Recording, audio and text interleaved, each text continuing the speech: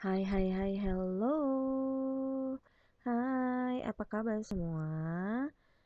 Yuk kita masuk ke materi tema 8 daerah tempat tinggalku di subtema 2 keunikan daerah tempat tinggalku.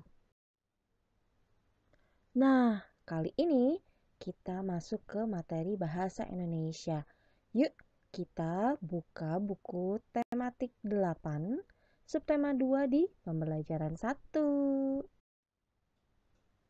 Seperti biasa, sebelum memasuki materi, yuk kita cari tahu dulu tujuan pembelajaran materi bahasa Indonesia kali ini. Yang pertama, kita dapat mengidentifikasi keunikan daerah tempat tinggal kita masing-masing.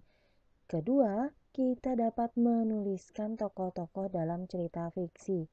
Nah, mengidentifikasi keunikan daerah tempat tinggal ini di dalam bahasa Indonesia adalah kita dapat mengetahui cerita fiksi berasal dari daerah masing-masing, kekhasan daerah masing-masing. Pasti mempunyai cerita daerah, legenda, atau cerita khas masing-masing daerah seperti yang biasa kita baca di dalam setiap pembiasaan literasi.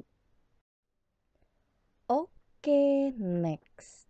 Nah, kali ini kita akan membaca cerita tentang Roro Jonggrang. Hayo, siapa yang tidak kenal cerita legenda tentang Roro Jonggrang, yaitu seorang putri dari kerajaan Prambanan. Yuk kita baca dulu ceritanya. Oke, next.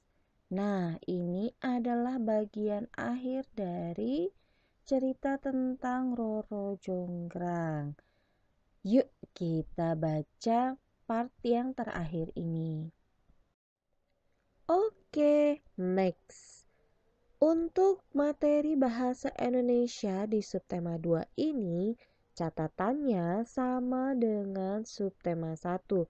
Jadi kali ini, materi bahasa Indonesia tidak mencatat, tetapi yuk kita langsung mengerjakan latihan di buku latihan.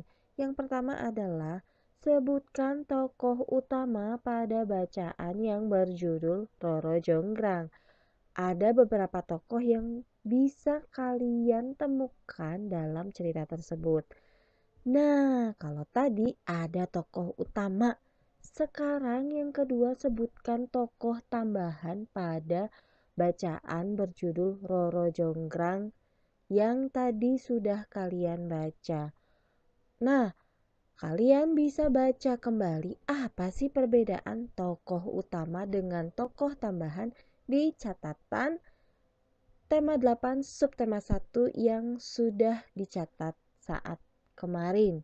Yuk kita baca dulu catatannya sebelum kita mengerjakan tugasnya. Selamat mengerjakan. Oke deh, sampai sini dulu materi bahasa Indonesia tema 8 subtema 2. Sampai jumpa di materi selanjutnya. Sehat selalu dan tetap semangat belajar. Bye-bye.